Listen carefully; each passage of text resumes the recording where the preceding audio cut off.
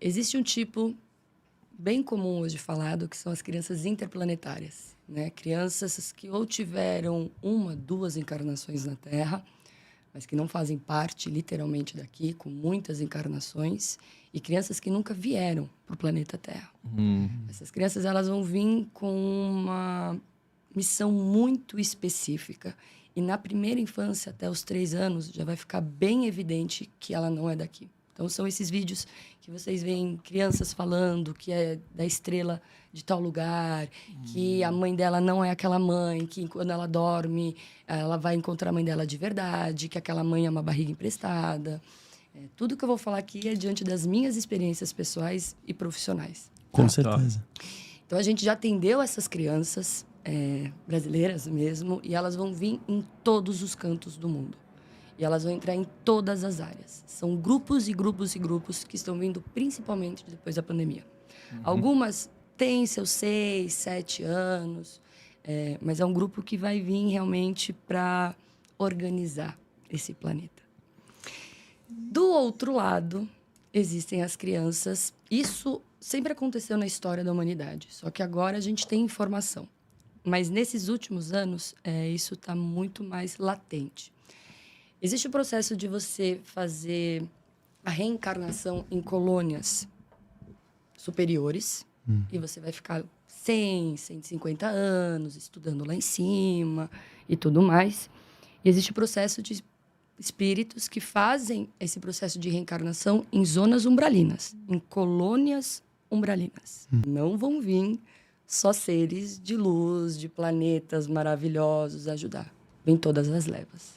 Então, hoje a gente atende esses 2 tipos de crianças. A criança interplanetária, que ela vai vivenciar processos espirituais muito intensos, com questões fisiológicas, porque na hora que esse espírito ele acopla no corpo físico, essas crianças, algumas, vão ter algumas condições fisiológicas, mentais, exatamente dessa diferenciação de energia. E a gente atende também essas crianças que estão vindo com essas questões umbralinas. Então, o que são essas crianças? Crianças que logo desde a primeira infância já apresentam um grande sinal de perturbação. Perturbação espiritual séria. Processos que a criança berra, grita, aonde os pais levaram em todos os médicos possíveis. Fizeram todos os tipos de exame. Das crianças verbalizarem os pesadelos, delas realmente sentirem no físico. Eu tive uma paciente que ela tinha 3 anos, ela dormia, ela se arranhava de sangrar, 3 anos de idade. Essas crianças, elas já estão vindo com uma carga de karmas que muitos adultos vieram também, só que elas têm uma oportunidade que a nossa geração não está tendo. Disso ser tratado logo no começo, para que ela não sofra essas influências tão pesadas ao longo da vida.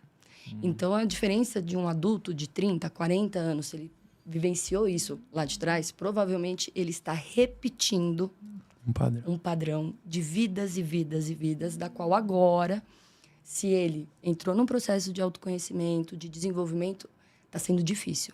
Porque agora ele começou. É diferente dessa geração.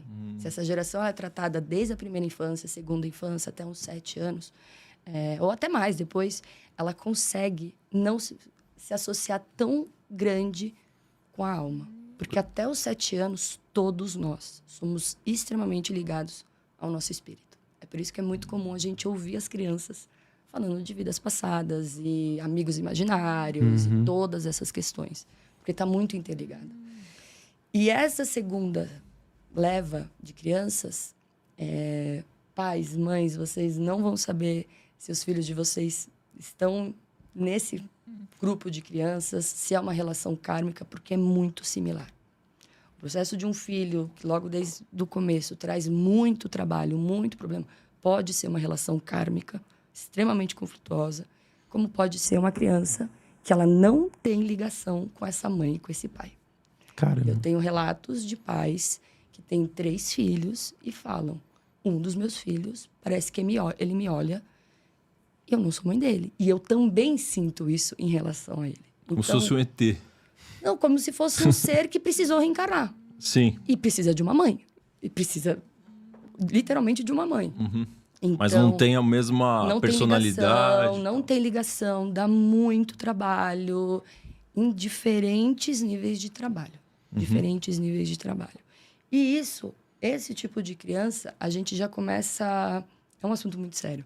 A gente já começa a perceber, logo na primeira infância mesmo, um nível de psicopatia.